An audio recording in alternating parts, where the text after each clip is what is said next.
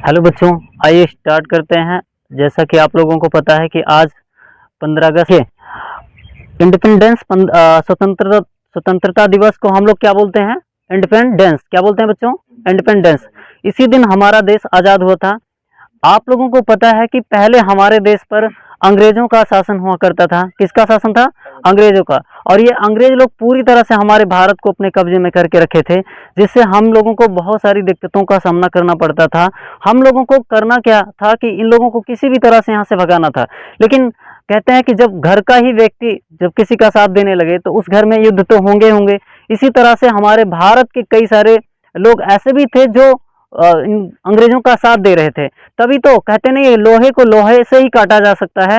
और अंग्रेज लोग क्या कर रहे थे कि यहाँ के लोगों को अपना मतलब उनको अपना नौकरी देते थे और उन्हीं से यहाँ के लोगों को जो है लड़वा देते थे। अर्थात जो उनके पुलिस में, उनकी आर्मी में, उनके किसी भी जो है संस्थान में या किसी भी पद पर हमारे भारतीय लोग भी रहते थे और वो लोग ही अपने लोगों को मारते थे। इसका मतलब यह है कि ज्यादातर अंग्रेजों की संख्या तो नहीं थी। जितने बड़े बड़े पोस्ट थे इन पे अंग्रेजों का शासन था। अंग्रेज लोग रहते थे। जो अंग्रेज लोग थे ये लोग बड़े बड़े पोस्ट पे बैठे हुए थे, लेकिन जो छोटे मोटे पोस्ट थे उस पे या कोई भी जैसे पुलिस हो गए, आर्मी में, ये हमारे लोग खुद ही उसमें जाते थे। और ये लोग क्या करते थे? उन्हीं अंग्रेजों का साथ देते थे और ये लोग हमारे लोगों से ही लड़ते थे। जैसे वो लोग लड़ते थे तो हमारे लोगों को ही मारते थे। तो क्योंकि उनको सैलरी मिलती थी और उसी सैलरी के लिए वो काम करते थे। और कहीं ना कहीं हमारे लोगों को ये पता नहीं था कि वो जो जिसको मार रहे हैं वो अपने ही देश के निवासी हैं, अर्थात अपने ही घर के व्यक्ति हैं। लेकिन उनको ये बात समझ में नहीं आई। बहुत ज़्यादा टाइम लग गया इसको समझने में, काफ़ी समय लगा। जब काफ़ी समय लगा तब जाके उनको समझ में आया कि ये कहीं ना कहीं हम लोग गलत कर रहे हैं। फिर धीरे धीरे एक आंदोलन खड़ा हुआ जिससे वो अंग्रेजों के खिलाफ चले गए और कई सारे आंदोलन करने पड़े। तब जाके हमारा देश आज़ाद हुआ। इसमें हमारे देश में कई सारे बड़े बड़े महान व्यक्ति हैं जिन्होंने भारत की स्वतंत्रता में उनका योगदान है। उन लोगों ने स्वतंत्रता में अपना पूरा योगदान दिया है। ठीक है, तो अब हम देखते हैं कि जो स्वतंत्रता दिवस है इसके बारे में जो इम्पोर्टेंट मुख्य बातें हैं या इम्पोर्टेंट पॉइंट्स हैं इनके बारे में हम लोग पढ़ते हैं। देखिए, सबसे पहले बच्चों इंडिपेंडेंस डे जो होता है, स्वतंत्रता दिवस, आपका ये 2025 का स्वतंत्रता दिवस है। सभी बच्चों को ढेर सारी शुभकामनाएं। और सभी बच्चे जो है आगे बढ़ें, पढ़ें लिखें और बढ़िया संघर्ष करें, जिससे एक देश में, हमारे देश में शिक्षा का बहुत ही प्रचार प्रसार हो। सभी लोगों को अच्छे मुकाम पर पहुंचना चाहिए मेहनत करके। लेकिन जो लोग हमारे सामने बैठे हैं ये लोगों को उतना ज़्यादा अभी ये लोग मेहनत तो कर ही नहीं रहे हैं उतना ज़्यादा। इन लोगों का सबसे ज़्यादा तो संघर्ष है नहीं अभी, है ना। तो देखिए, आराम से बैठिए और करना भी चाहिए। अगर संघर्ष नहीं करेंगे तो किस तरह से हम लोग आगे बढ़ेंगे? संघर्ष करने के लिए तो मेहनत करना पड़ेगा, है ना।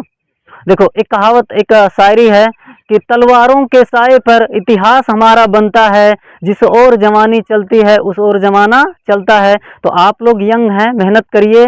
जब मेहनत करेंगे तभी तो अच्छा कर सकते हैं। नहीं मेहनत करेंगे तो किस तरह से आप लोग आगे बढ़ेंगे? ठीक है, ये आपका 79वां जो है स्वतंत्रता दिवस है। इस हमारे देश को आज़ाद हुए 78 वर्ष लग गए। कितने वर्ष लगे हैं? 78 वर्ष। तो 78 वर्ष हो गया हमारे देश की आज़ादी में। और हमारा देश ने बहुत सारा डेवलप किया है, लेकिन कुछ लोगों की वजह से हमारा देश उतना ज़्यादा डेवलप नहीं कर पा रहा है, क्योंकि यहाँ ज़्यादा से ज़्यादा लोग एक दूसरे का कान खींचने में लगे हुए हैं, एक दूसरे से ही लड़ते रहते हैं। अब यहीं पर बैठ के 3 लोग लड़ रहे हैं तो कहाँ से आगे बढ़ेंगे, है ना। एक दूसरे से लड़ते रहते हैं। यहाँ देखिए, बात करते हैं बच्चों। देखिए, हमारे देश में पहले राजशाही व्यवस्था थी, अर्थात राजा का बेटा राजा बनेगा और राजा का बेटा ही राजा बनता था, का दूसरे का बेटा राजा बन जाएगा तो वो ही शासन करेगा। मतलब जो शासन है, जो भारत या किसी भी देश का शासन है, वो राजा के हाथ में है और वो राजा हमेशा ऐश करेगा और देश की जनता को हमेशा तरह तरह के टैक्स लगाएगा और जनता हमेशा परेशान रहेगी। इसलिए हमारे देश में संविधान का होना बहुत जरूरी था। वो तो हमारे देश के सबसे महान व्यक्ति डॉक्टर BR अम्बेडकर, बाबा साहब अम्बेडकर ने इतना ज़्यादा मेहनत किया, इतना ज़्यादा संघर्ष किया। उनके संघर्ष की वजह से आज हमारे देश में संविधान लागू है और इस संविधान की वजह से हम लोग जी रहे हैं। एकदम बराबरी का अधिकार है, किसी को कोई दिक्कत नहीं है, सभी लोग बराबरी के साथ जी रहे हैं, कोई किसी को कुछ कह नहीं सकता। मतलब तभी यहाँ पर संविधान को पूरी तरह से एक दिन के लिए लागू कर दिया जाए तो फिर देखिए किस तरह का देश होगा। लेकिन संविधान के साथ भी छेड़खानियां होती रहती हैं। संविधान यानी कॉन्स्टिट्यूशन, संविधान के बारे में बात करें तो यह हमारा संविधान जो है इसमें 22 भाग हैं। कितने भाग हैं बच्चों? 22 भाग। ABCD अगर करेंगे उसमें ABCD ऐसे भी आ जाते हैं, जोड़ दिए जाते हैं बाद में, ठीक है। तो वो अब अभी लगभग 25 हो गए हैं। कितने हो गए हैं? 25। लेकिन 22 भाग हैं हमारे संविधान में। जैसे चैप्टर नहीं होता है वैसे उसमें भाग हैं, ठीक है। अनुच्छेद की संख्या 395 है और 448 हो गया टोटल ABCD करके। लेकिन मुख्यतः 395 आर्टिकल है, अनुच्छेद हैं, जिसमें आपको अधिकार दिया जाता है बच्चों। आपको अधिकार इसलिए दिया जाता है ताकि आप किसी भी देश के कोई भी तानाशाह शासक होगा उसके खिलाफ भी आप लोग आंदोलन कर सकते हैं, सड़कों पे उतर सकते हैं। वो अगर जनता ही यहाँ का मालिक होगी, जो जनता चाहेगी वही होगा, इसके अलावा कुछ नहीं होगा। लेकिन अगर जनता चाहे तब, ठीक है। आपने देखा है ना, एक चीज देखा है कि एक फिल्म में जब एक्टर जो होता है, एक्टर वो चोरी करता है ना, तो उसके दर्शक जो होते हैं वो चाहते हैं कि जो एक्टर है वो कभी पकड़ा ना जाए। उन्हें पता है कि वो चोरी कर रहा है, फिर भी वो क्या कर रहे हैं, उसका मतलब चाह रहे हैं कि वो पकड़ा ना जाए कभी। ऐसे होता है जब एक देश का शासक तानाशाह हो जाता है तो वह तानाशाह शासक अपना गलती करता रहता है और उसके चाहने वाले लोग कहते हैं बहुत अच्छा, बहुत अच्छा। उनको ये नहीं पता है कि कितना ज्यादा नुकसान हो रहा है, बहुत ज्यादा नुकसान होता है, ठीक है। अनुच्छेद की संख्या 395, अनुसूची की संख्या कितनी है? 8 है। अभी ये 12 अनुसूची हो गई, 8 शुरुआत में थी, अभी कितनी अनुसूची हो गई है? 12। तो ये चीजें आनी चाहिए संविधान में। संविधान जो है, हमारे संविधान के बारे में कुछ चीजें और मुख्य बातें हैं, इसको देखते हैं। इसका निर्माण 2 वर्ष 11 माह 18 दिन में होता है। संविधान का निर्माण 2 वर्ष 11 माह 18 दिन में होता है। जो लोग कहते हैं ना कि संविधान जो है संविधान बनाने में इतना साल क्यों लग गया, अगर इतना ही नॉलेजफुल लोग थे, तो मैं उनको बताना चाहता हूं कि आपकी इतनी औकात नहीं है कि संविधान को पे उंगली उठा सकें। इतना सिस्टमेटिक ढंग से लिखा है कि यहाँ के सभी लोगों को बराबरी का अधिकार दिया है। कोई भी कितना भी अमीर हो और या कोई भी कितना भी गरीब हो, सभी को अधिकार दिया गया है। संविधान एक बहुत ही इंपॉर्टेंट चीज है। यहाँ सबको जीने का अधिकार है, सभी लोग बोल सकते हैं। कहते नहीं, शिक्षा वो शेरनी का दूध है, जो पिएगा वही दहाड़ेगा। जब आप पिएंगे ही नहीं तो दहाड़ेंगे कैसे? इसके लिए आपको शिक्षा ग्रहण करना पड़ेगा। और शिक्षा जो होती है ना, जो नॉलेज होता है, वो दिल से पैदा होता है, कभी ऐसे ही स्टार्ट नहीं होता है। वो आपके दिल में होना चाहिए, पढ़ाई आपके दिल में होनी चाहिए। अगर पढ़ाई आपके दिल में नहीं है तो आप कभी नहीं पढ़ सकते हैं। और जिसका सपना नहीं है पढ़ने का, वो पढ़ कैसे पाएगा? नहीं पढ़ पाएगा ना। उसको पढ़ने के लिए मेहनत करनी पड़ेगी। अगर इंटरेस्ट है तभी पढ़ पाएगा, ठीक है ना। जैसे किसी भी काम में हमको इंटरेस्ट रहता है तभी हम लोग कर पाते हैं ना। तो यहाँ पर देखिए, इसका जो निर्माण है 2 वर्ष 11 माह 18 दिन में होता है। वजन इसका 13 किलोग्राम का हमारा संविधान है। 13 किलोग्राम का संविधान है तो आपको एहसास हो गया होगा कि उसमें कितना ज्यादा नॉलेज वाली बातें लिखी गई होंगी, कितना ज्यादा अधिकार दिया हुआ है। बाबा साहब अम्बेडकर ने कई सारे देशों का संविधान का या कई सारी बुकों का अध्ययन किया। BN राव साहब जो थे वो भी बहुत नॉलेजफुल थे, तो उन्होंने भी कई सारे देशों के संविधान को अध्ययन किया और उसके बाद में उसको सभी चीजों को एकत्रित करके जो हमारे देश के लिए उचित था उसको उन्होंने बनाया और एक बढ़िया संविधान भारत को दे गए। आज उनको जो है सभी लोगों को नमस्कार करना चाहिए बाबा साहब अम्बेडकर को, कि वो हमारे दिल में जिंदा रहना चाहिए। चाहे जो लड़कियां होती है ना हमारे यहाँ की, चाहे कोई भी लड़की हो, किसी भी कास्ट की लड़की हो, लेकिन बाबा साहब अम्बेडकर ने सबके लिए लड़े हैं, सबके लिए। हिंदू कोड बिल या ऐसे कई सारे अधिकारों के लिए, महिलाओं के लिए बाबा साहब अम्बेडकर ने कितना ज्यादा लड़ाई किया, तब जाके लड़कियों को अधिकार दिया गया, पढ़ने का अधिकार दिया गया। आज देखो भारत के किसी भी पोस्ट पर लड़कियां तैन होती है कि नहीं होती हैं? कोई भी पोस्ट होगा उस पर हमारे देश की लड़कियां जो होती हैं वो उस पर जो है रहती हैं, ठीक है। और इससे क्या होता है, प्रॉफिट ये होता है कि उन्हें भी पता है कि हम जब पढ़ेंगे लिखेंगे तो एक अच्छा मुकाम हासिल करेंगे, जिससे हम देश को एक नई दिशा दे सकेंगे। और हमें हमेशा इस गुलामी की बेड़ियों में जकड़ कर नहीं रखा जाएगा। पहले जिस तरह से लड़कियों को जो है टारगेट किया जाता था, उनको पढ़ने लिखने नहीं दिया जाता था और उनको बहुत परेशान किया जाता था। वो हमेशा घर का ही काम करेंगी, लेकिन उनको बाहर की दुनिया से कोई मतलब नहीं होगा। एक कहावत नहीं है कि उसमें एक पहले जो बुक्स लिखी जाती थी उसमें लिखा जाता है पति ही परमेश्वर होगा। मतलब जो लड़कियां हैं वो पति को ही भगवान समझें, बाकी अपना उन्हीं के सेवा में पूरा जीवन लगा दें, बस यही होता था। लेकिन आज समझिए, ये संविधान की ताकत है। आप लोगों को समझना चाहिए कि संविधान ने आपको ताकत दिया है, जिससे आप लोगों ने क्या किया है, एक अच्छा रिस्पॉन्स जो है, एक अच्छा नॉलेज ग्रहण करके आप लोग एक देश को नई दिशा दे रहे हैं, और ये समझना भी चाहिए, ठीक है। यहाँ देखिए बच्चों, वजन इसका 13 किलोग्राम। तैयार कब हुआ हमारा संविधान? 26 नवंबर 1949 को हमारा संविधान लागू होता है और उसी दिन से एक अच्छे दिन स्टार्ट होते हैं। ठीक है, देखिए लागू होता है, तैयार होता है 26 नवंबर 1949 को। तैयार संविधान कब हुआ? 26 नवंबर 1949 को। तो बात यह आ जाती है कि हमारा संविधान जब 26 नवंबर 1949 को तैयार होता है तो उसी दौरान उसको लागू क्यों नहीं किया जाता है? फिर इतना लेट क्यों किया जाता है लागू करने में? 26 जनवरी 1950 को क्यों लागू किया जाता है, अर्थात एक साल लेट क्यों किया जाता है? ये तो सोचने वाली बात हो गई कि एक साल लेट करेंगे तो दिक्कत होगी, क्योंकि हमारे देश में एक उचित जो है कोई प्रधानमंत्री नहीं था उस समय, कोई मतलब एग्जैक्ट कोई चल नहीं रहा था। जब अंग्रेज लोग भारत को छोड़ के जाने वाले थे ना 1947 में, तो उन्होंने कहा कि हम भारत को छोड़ के तभी जाएंगे जब आप अपना एक संविधान बनाएंगे, एक कॉन्स्टिट्यूशन बनाएंगे। तब जरूरत पड़ती है बाबा साहब अम्बेडकर की, एक पढ़े लिखे व्यक्ति की, और तब जरूरत पड़ती है BN राव साहब की। तो कहीं ना कहीं बहुत ज्यादा मतलब मेहनत किए ये लोग, सभी लोग। ठीक है, तो लागू होती है 26 जनवरी 1950 को। अब बात करते हैं कि क्यों इतने लेट में ये लागू होता है। देखिए, लाहौर में अधिवेशन होता है। आप देखिए, हमारे भारत का नक्शा सारे जहां से अच्छा, हिंदुस्तान हमारा, ये आप लोगों को अच्छी तरह से पता है ये नारा, है ना? पता है कि नहीं? तो देखिए, हमारा जो देश है बच्चों, ये पहले बहुत बड़ा था। पहले पाकिस्तान भारत का हिस्सा हुआ करता था, अफगानिस्तान भारत का हिस्सा हुआ करता था, इधर म्यांमार भी भारत का हिस्सा हुआ करता था। तो एक भारत बहुत बड़े क्षेत्रफल में बड़ा बना हुआ था। भारत का क्षेत्रफल काफी ज्यादा था।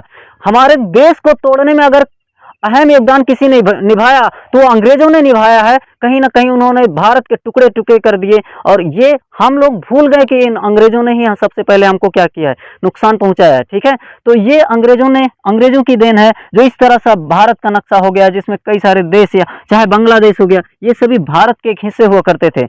तो देखिए, यहाँ पर लाहौर था। क्या था बच्चों? लाहौर। तब ये भारत का ही हिस्सा हुआ करता था। ठीक है, लाहौर में क्या है, हमारे जो पंडित जवाहरलाल नेहरू थे, ये कांग्रेस पार्टी से आते हैं पंडित जवाहरलाल नेहरू। इन्होंने सन 1929 में लाहौर अधिवेशन किया और पूर्ण स्वराज की मांग कर दी। पूर्ण स्वराज मतलब हमारे देश में हमारा ही अधिकार होगा, हम भारत के मूल निवासी हैं, भारत के निवासी हैं, इसलिए हमको जो है पूर्ण स्वराज की मांग की उन्होंने, पंडित जवाहरलाल नेहरू ने। कहां पर? लाहौर में। यह अभी पाकिस्तान का हिस्सा हो चुका है लाहौर। ठीक है, उन्होंने कहा कि अंग्रेजों तुम यहां से चले जाओ, अगर आप यहां से नहीं जाते हैं तो आपको जाने के लिए हम मजबूर कर देंगे, इतना आंदोलन करेंगे कि आपकी हालत खराब जाएगी, आपकी आने वाली नस्लें याद करेंगी। इसलिए अधिवेशन किया गया और जाके उसी समय से स्टार्ट होता है हमारे देश का मतलब स्वाधीनता दिवस। और पंडित जवाहरलाल नेहरू ने स्वाधीनता दिवस मनाते हैं, उन्होंने स्वाधीनता दिवस 26 जनवरी 1930 को जो है मनाना स्टार्ट कर दिया। अर्थात हमारा देश 1947 यानी 17 साल पहले ही इन्होंने घोषित कर दिया कि हम स्वाधीनता दिवस मनाते हैं। आपको नहीं मानते हैं कि आप हमारे देश के शासक हैं। अंग्रेजों को कहा कि आपको हम बिल्कुल नहीं मानते कि आप हमारे देश के शासक हैं। तो उन लोगों ने जो है ये सबसे बड़ी मुसीबत खड़ी हो गई अंग्रेजों के लिए। लागू किया गया 26 जनवरी 1950 को, इसीलिए क्योंकि देखिए 26 जनवरी को हमारा जो है स्वाधीनता दिवस मनाया जाता है, और ये हर साल मनाया जा रहा था। 1930, फिर 1931, 32, 33, 34, ऐसे करके 1947, फिर 48, 49, फिर 49 तक हुआ। 49 में हमारा संविधान जो है तैयार हो गया। तो लोगों ने कहा कि जो वहां संविधान सभा में जितने लोग थे सभी लोगों ने ये डिसाइड किया, पहले तो डिसाइड किया कि अभी लागू कर दो, लेकिन ये बात हो गई कि देखिए हमारा जो है स्वाधीनता दिवस पहले ऑलरेडी मनाया जाता है, वो 26 जनवरी को मनाया जाता है। तो हम अभी 1949 में ना लागू करके संविधान को 1950 में लागू करते हैं, जिससे जिसको हम सदियों से मनाते आ रहे हैं उसके लिए भी उसका भी सम्मान हो जाएगा। और हम लोग 1950 को इसको क्या करते हैं, संविधान को लागू करते हैं। इसलिए 26 जनवरी 1950 को संविधान लागू होता है और उसी दिन से स्टार्ट होता है हमारे देश में एक अच्छा मतलब एक नियम का जो है देश बनता है। ठीक है, एक कानून का नियम देश बनता है, जिसमें बाबा साहब अम्बेडकर ने कहा था कि हमारे देश को चलाने वाले लोग अगर अच्छे होंगे तभी संविधान अच्छा साबित होगा, अगर लोग ही बुरा होंगे तो संविधान बहुत ही बुरा साबित होगा। क्योंकि संविधान जिनके हाथ में दिया जाएगा वो लोग कैसे हैं, उनकी मेंटेलिटी कैसे है, कहीं वो लोग ऐसे तो नहीं है कि वो धार्मिक हैं, कहीं वो लोग ऐसे नहीं कि वो जो है अंग्रेजों की नीति पर चलने वाले हैं, कहीं उनका ऐसा सिस्टम तो नहीं है। तो इस तरह से बाबा साहब अम्बेडकर ने कहा था कि 26 जनवरी 1950 से उन्होंने ये नियम का कानून बना दिया और बाबा साहब अम्बेडकर हमेशा के लिए क्या हो गए, अमर हो गए। ठीक है, अब देखते हैं तिरंगा झंडा के बारे में। हमारे देश का जो तिरंगा झंडा है ये 3 रंग से बना हुआ है और बहुत ही अच्छा बना है। इसे जो है इसको बनाने के लिए आपने देखा पिंगली वेंकैया ने इसका निर्माण किया है। ये बहुत ही इंपॉर्टेंट है तिरंगा झंडा। देखिए कोई भी तिरंगा झंडा या कोई भी झंडा बनता है तो उसकी मान्यता होनी चाहिए देश में, और मान्यता देने का कार्य जो है जो मान्यता मिला 22 जुलाई 1947 में मिलता है। इसे अंग्रेजों द्वारा दिया जाता है 1947 में, क्योंकि तब तक तो उन्हीं का शासन था। तो 22 जुलाई 1947, देखिए अंग्रेज लोग भारत को छोड़ के नहीं जाते, क्योंकि कहीं ना कहीं हमारे देश को लोगों ने इतना ज्यादा आंदोलन किया था कि आंदोलन की वजह से उनकी पूरी तरह से उनकी नींव हिल गई थी। वहां एक तो वहां बहुत ज्यादा इंग्लैंड में युद्ध हो गया था, उधर जो है जर्मनी ने इतना ज्यादा इंग्लैंड पे बम छोड़ दिए थे कि उनकी हालत खराब गई थी। इंग्लैंड से वो लोग हमारे देश पे शासन कर रहे थे और उनके देश को ही वो बर्बाद करके रख रहे थे। जर्मनी उधर युद्ध कर रहा था, जर्मनी और फ्रांस इधर सभी देश क्या हो रहे थे, पूरा विश्व युद्ध छिड़ गया था। और इससे क्या हो रहा था, देखो 1949 में द्वितीय विश्व युद्ध स्टार्ट होता है, 1945 तक खत्म होता है। तो किसी देश पे बहुत ज्यादा युद्ध, देखो 1949 1945 कितना दिन हो गया, लगभग 5-6 साल हो गया। 5-6 साल युद्ध ही किसी देश पे होता रहे तो उस देश का क्या होगा। आपके घर में लड़ाई होगी तो आपका घर नहीं बर्बाद हो जाएगा, आप खाना खत्म हो जाएगा लड़ते लड़ते, क्योंकि खाओगे तो है, फिर लड़ोगे खाना, जैसे ऊर्जा मिलेगी, एनर्जी आपके शरीर में, वसा, विटामिन और कार्बोहाइड्रेट जैसे आप तो ऑटोमेटिक आपके अंदर गुस्सा लगा ही है। और आपके यहाँ किडनी है, किडनी के जस्ट ऊपर एड्रिनल ग्लैंड्स पाई जाती है जो हार्मोन छोड़ती है। बार बार एक्टिव करोगे इसको, एक्टिव करोगे तो हार्मोन छूटेगा और हार्मोन से आपको गुस्सा उत्पन्न करेगा, बहुत ज्यादा गुस्सा होगा, और ज्यादा गुस्सा होगा तो लड़ोगे कि नहीं लड़ोगे। जिस घर में लड़ाई होती है उस घर का देखिए दशा खराब हो जाता है। तो जिस देश में लड़ाई होगी उस देश का दशा खराब होगा कि नहीं। तो इंग्लैंड जो था ना, इस पे बहुत ज्यादा युद्ध हो गया था इंग्लैंड में, इसलिए इंग्लैंड की नींव हिल गई थी और इसका दशा खराब गया था। अब इसने सोचा कि हमको करना क्या चाहिए, हमको देश भारत देश को आजाद कर देना चाहिए। और आजाद नहीं करता तो चला भी नहीं पाता, क्योंकि चलाने के लिए उसके पास पैसे भी अच्छे होने चाहिए देश को चलाने के लिए। तो यहाँ देखिए इसका जो मान्यता है 22 जुलाई 1947 को जो है इस तिरंगा झंडा को मान्यता दिया जाता है। हमारे तिरंगे झंडे की जो लंबाई और चौड़ाई का अनुपात है 3:2 है, यानी 3:2 है, ठीक है। चक्र की बात करें, इसमें 24 चक्र बने हुए हैं। जो तिरंगा झंडा उसमें देखो ऐसे चक्र है, उसमें 24 तीलियां हैं, ठीक है। 24 चक्र नहीं, 24 तीलियां हैं बच्चों, ठीक है। और ये 24 तीलियां क्या संकेत देती हैं हमारे देश के युवा को, मॉडर्न बच्चों को, ठीक है। हमारे देश के जो युवा बच्चे हैं इनको ये चक्र ये उपदेश देते हैं कि 24 घंटे काम करो। लेकिन यहाँ के लोग ना 24 घंटे सोते हैं, और ये बहुत गलत कर देते हैं। 24 घंटे सो के क्या अच्छा करते हैं। 24 घंटे में अगर आप 8 घंटे सोते हैं तो 8 घंटा पढ़िए, बढ़िया मेहनत करिए, 10 घंटा पढ़िए, जितनी कैपेसिटी उतना पढ़ो, लेकिन एक रेगुलर वे में होना चाहिए। अगर आप रेगुलर वे में पढ़ते हैं तभी आप अच्छा कर सकते हैं। एक दिन के पढ़ने से कुछ नहीं होगा, ठीक है। ताजमहल भी बना था तो एक दिन में नहीं बना था। जो ताजमहल आज फेमस है, लाल किला फेमस है, जो भी चीजें वो फेमस हैं, तो ऐसे बनाने में उसको बहुत टाइम लगा था, ठीक है। शाहजहां ने बनवाया नहीं था मुमताज बेगम के लिए ताजमहल, तो उसको बनवाया था तो बहुत मेहनत किया था ना, वो तो रंगीला था, है कि नहीं। यहाँ देखिए बात करते हैं बच्चों कलर का, रंग की बात करते हैं। तो हमारा जो तिरंगा है इसका जो रंग केसरिया, सफेद और हरा। सबसे ऊपर केसरिया रंग, बीच में सफेद और एकदम नीचे क्या होगा, हरा। उसी सफेद वाले में क्या है, चक्र बना हुआ है जिसमें 24 तीलियां लगी हुई हैं। बाबा साहब अम्बेडकर ने उस चक्र को जोड़ा था, उस अशोक चक्र से लिया गया, ठीक है। अब बात करते हैं जो केसरिया रंग है वो बलिदान के बारे में बात करता है कि हमें अपने देश के लिए बलिदान भी होना पड़ेगा तो हम अपना बलिदान देंगे, लेकिन कोई दिक्कत नहीं है, हमें लड़ना है देश के लिए, ठीक है। तो हमारे यहाँ के जो युवा लोग होते हैं आर्मी में जाते हैं तो वो देश के लिए लड़ते हैं, किसी पार्टी के लिए नहीं लड़ते हैं, ठीक है। किसी पार्टी के लिए नहीं लड़ेंगे, वो देश के लिए अच्छा देशभक्ति तभी आएगी जब आप देश से रहेंगे। किसी पार्टी के लिए लड़ना होगा तो लड़ोगे, कौन अपना जान देगा किसी पार्टी के लिए। आपके दिल में सच्ची मोहब्बत देश के लिए होना चाहिए। तो बलिदान को दर्शाता है और सफेद शांति को दर्शाता है कि अगर आप अंग्रेज जो हमारे भारत के जस्ट बगल पड़ोसी मुल्क है पाकिस्तान, उसको कहता है कि जो है if you are bad I am your dad, है ना। अगर तुम बुरे हो तो हम तुम्हारे बाप हैं, बाप है ना, तुम्हारी चमड़ी निकाल लेंगे, ठीक है। तो ये कहता है हमारा देश, मतलब एक कहीं ना कहीं शांति का प्रतीक है हमारा देश। हरा रंग हरियाली को दर्शाता है और कहीं ना कहीं इसका निर्माण पिंगली वेंकैया ने किया है। क्लियर है कि नहीं, पिंगली वेंकैया ने सर्वप्रथम तिरंगा झंडा फहराने का काम, देखो किसी पुरुष ने नहीं, एक महिला ने सबसे पहले जो है तिरंगा झंडा को फहराया था स्टुटगार्ड में। ये स्टुटगार्ड पहले पढ़ा है ना, जर्मनी के स्टुटगार्ड में पढ़ा दे, मैं तुम्हें बताया वही, ठीक है।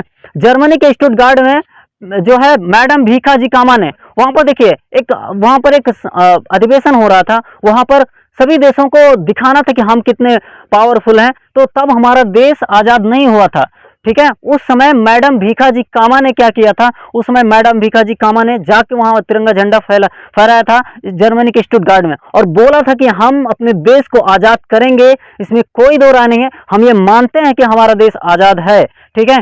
तो मैडम भीखाजी कामा ने, और ये उनके अंदर एक देशभक्ति थी और एक प्रेम था देश के प्रति, ठीक है। देश के प्रति प्रेम होना बहुत अच्छी बात होती है, सबके अंदर ये राष्ट्रवादी भावना नहीं जागृत हो सकती है। जिस